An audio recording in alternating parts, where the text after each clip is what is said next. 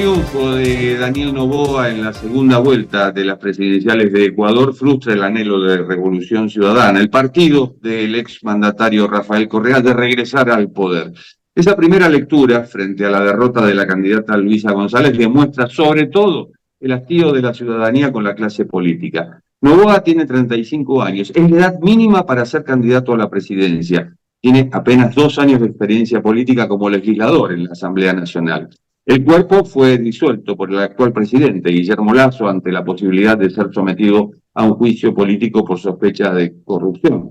La muerte cruzada, aplicada por primera vez en la historia ante esa circunstancia, derivó en el adelanto de los comicios previstos para 2024 y el llamado a elecciones para completar su mandato. Noboa, hijo del empresario bananero Álvaro Noboa, 5 veces candidato presidencial, asumirá el cargo en diciembre y tendrá 1 año y medio de gestión durante el cual contará con un bloque minoritario en la Asamblea Nacional. Este es el gran desafío, después de una campaña en la cual debió usar chaleco antibalas, al igual que los otros candidatos, tras el brutal asesinato del candidato Fernando Villavicencio, así como de alcaldes y de otros políticos a cargo de sicarios del narcotráfico. Una victoria inesperada, dado que se coló sin mayor experiencia en la segunda vuelta. Se lo preguntamos a Mauricio Alarcón Salvador, director ejecutivo de la Fundación Ciudadanía y Desarrollo y Contacto Internacional de Transparencia Internacional en Ecuador. Gracias, Jorge, un gusto siempre estar con ustedes y pues a la orden para contarles lo que sucede en mi país. La pregunta es si aún perdura la sorpresa por el triunfo de Noboa. Mira, Jorge, para algunos no fue sorpresa el paso de Noboa a la segunda vuelta y tampoco su triunfo. Debo decir que aunque en varios países del mundo las encuestadoras han fallado y han decepcionado, aquí en Ecuador 2 empresas han acertado generalmente en cuanto a la opinión de los ecuatorianos en elecciones generales, elecciones seccionales y hasta en los referendos y consultas populares. Para quienes la seguimos y discutimos junto a ellos lo que ocurre en el país, no fue sorpresa el ascenso de Noboa en la última semana de la primera vuelta, en una situación excepcional, extraordinaria, nunca antes vista en el país. Estamos hablando de prácticamente 12 puntos en cuestión de 4 días. Y después, para la segunda vuelta, te diría que la constante durante todas las semanas que la campaña duró fue una diferencia de Noboa por encima de la candidata González por entre 5 y 7 puntos. Aunque en la práctica ya la diferencia fue de apenas 4 puntos, te diría que no fue tan sorpresivo. Sorpresivo sí es de un candidato disruptivo, joven, nuevo en la política, logre en su primer intento llegar a la presidencia de la República. Noboa, al igual que Lasso en 2021 frente a Andrés Arauz, otro delfín de Correa, le ganó por 4 puntos a González. ¿Cuánto puede influir la inexperiencia política y sobre todo, bueno, lo que queda del mandato de Lasso, que es lo que tiene que completar Noboa? Noboa tiene que demostrarle al país que no es el segundo tiempo del gobierno de Lasso, que no es una continuidad de estos 2 meses finales, incluso un poco más, en los que Lasso, a pesar de gobernar sin asamblea, no ha mostrado resultados. Noboa tiene una gran oportunidad de decir a los ecuatorianos, aunque tenga apenas un mandato de 18 meses, con voluntad política, con decisión, con un buen equipo de trabajo, puedo lograr resultados para atender esas 3 prioridades urgentes establecidas por la ciudadanía: la inseguridad, la crisis económica y la corrupción. No es un éxito asegurado, debo decirlo, pero creo que la oportunidad está ahí. Y si Noboa es lo suficientemente inteligente y sensato, podría lograrlo. Hablando de la inseguridad, del asesinato del candidato Villavicencio marcó la campaña. Y también quedaron muchas dudas. 7 de los 7 sicarios murieron. 6 en un penal, en la mayor cárcel del país, en Guayaquil. ¿Cuál es la lectura de eso? Bueno, ya veníamos diciendo desde hace algún tiempo que las fuerzas policiales, las fuerzas armadas han sido permeadas y en muchos casos capturadas por los grupos del narcotráfico y el crimen organizado, lo cual es grave porque los ciudadanos no podemos confiar nuestra seguridad a este tipo de grupos delincuenciales. La violencia política, además, no es nueva, no se hizo presente solo en esta campaña. Hemos tenido que lamentar atentados, agresiones, asesinatos desde hace 3 procesos electorales. No obstante, claro, es la primera vez que se asesina a un candidato presidencial que incluso contaba con protección del Estado. Y creería yo que lo más grave en todo esto es la impunidad, el hecho de que las investigaciones y las sanciones a los responsables no avanzan y que en el camino cabe la posibilidad, como en este caso en específico tú lo has mencionado, que las mismas fuerzas criminales opten por deshacerse de aquellos que ejecutaron el crimen, ahondando más esa crisis de impunidad que atraviesa en realidad toda la justicia de nuestro país. Por un lado, las cárceles se han convertido en los cuarteles de los capos de la droga, y por otro lado, la presencia de extranjeros, en este caso 7 colombianos, y los vínculos con cárteles mexicanos también. Sin duda, el fenómeno del narcotráfico y el crimen organizado es regional.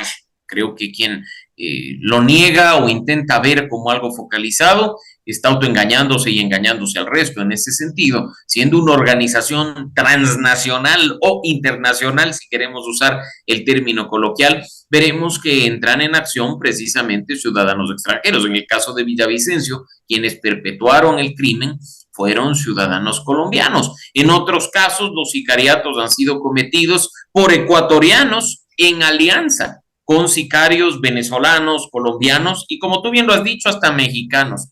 Esto no es un asunto de, no sé, pues migración o incluso en algunos casos que ya se ha visto, por desgracia, de habilitar xenofobia o demostrar odio manifiesto contra personas que vienen de otros países, sino de sobre la base de la realidad de lo que está sucediendo, buscar una forma de solucionarlo. Además, no estamos hablando de personas migrantes que vienen acá en busca de oportunidades, sino de aquellas que vienen al país con clara intención de cometer los crímenes, sino aquel sicario, recordarás tú, que murió el mismo día que Fernando Villavicencio en la unidad de flagrancia, desangrándose porque la policía no le llevó a un hospital. Su historia fue recabada por un medio de comunicación internacional, dejando ver que era una persona a la que se contrató en Colombia y vino a Ecuador expresamente para cometer el crimen. Así es que en ese caso no estamos hablando de aspectos migratorios generales, regulares, o de aquellos que toda la región está viviendo en estos momentos. ¿Podrá Noboa sobrevivir políticamente hablando frente a este fenómeno que, como bien dices, es regional, y frente a una asamblea nacional dominada por el partido de Correa? En Ecuador todo es posible.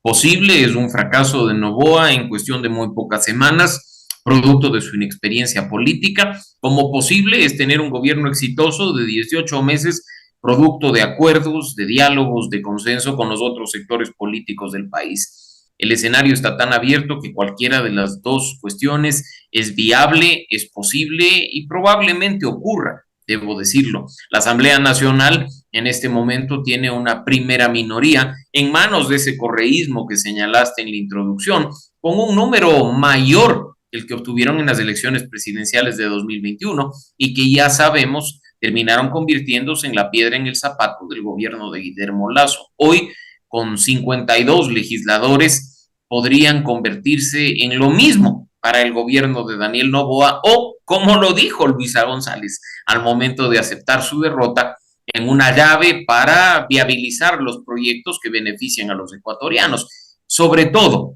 en estos casos en los que hay que negociar, dialogar, consensuar con la Asamblea Nacional, conociendo el nivel de nuestros políticos que se encuentran ahí representando a los ecuatorianos, la clave está en la transparencia, que los acuerdos se hagan de frente al país, no de espaldas a los ecuatorianos, teniendo los intereses nacionales como prioridad y no los intereses políticos particulares de sus caudillos en específico.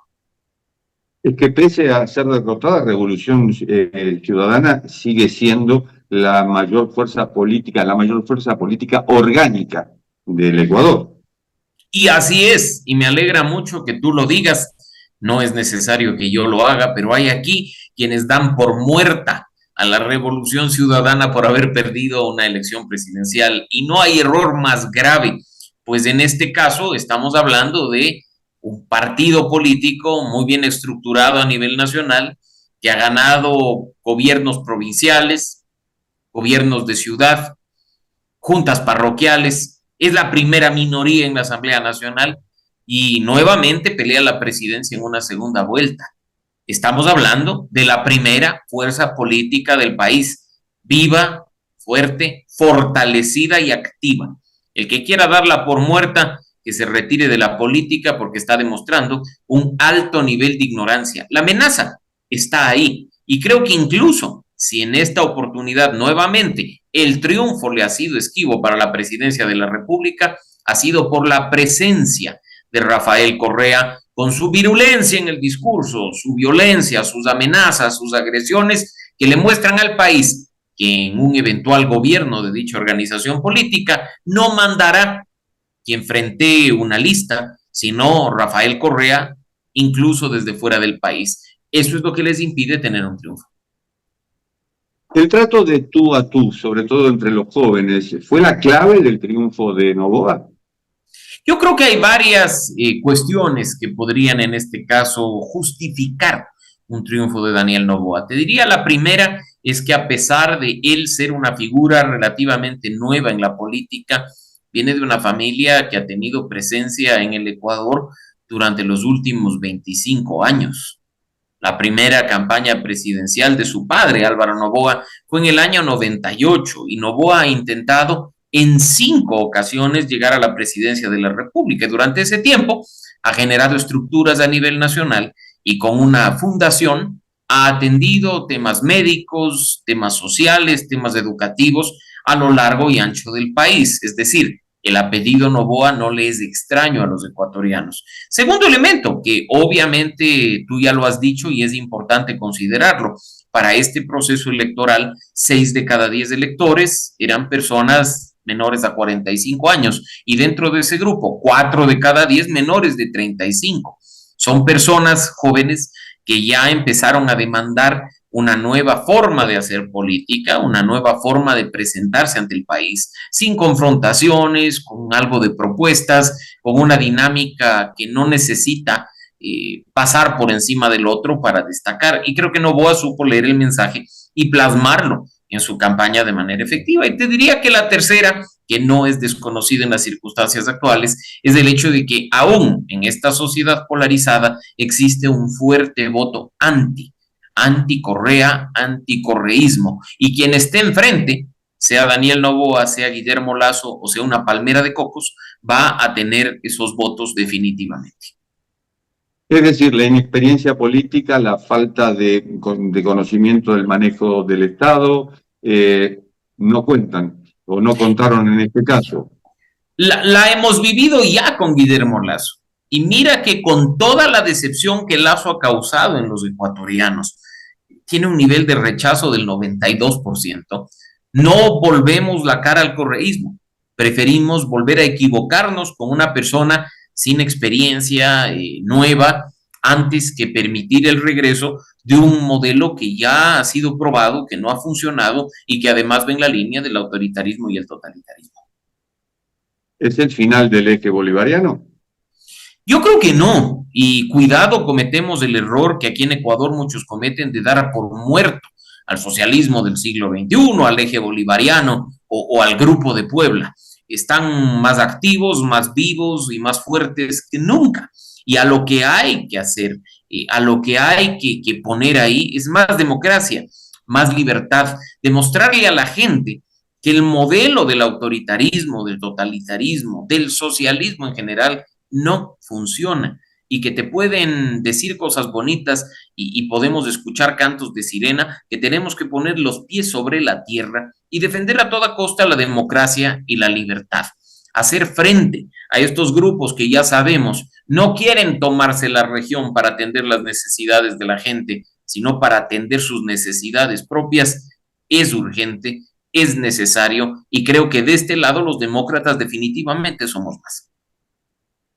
Mauricio, un placer, como siempre. Muchísimas gracias. Siempre a ti un gusto, a la orden, para compartir contigo y con la audiencia lo que sucede en Ecuador. Un placer, gracias.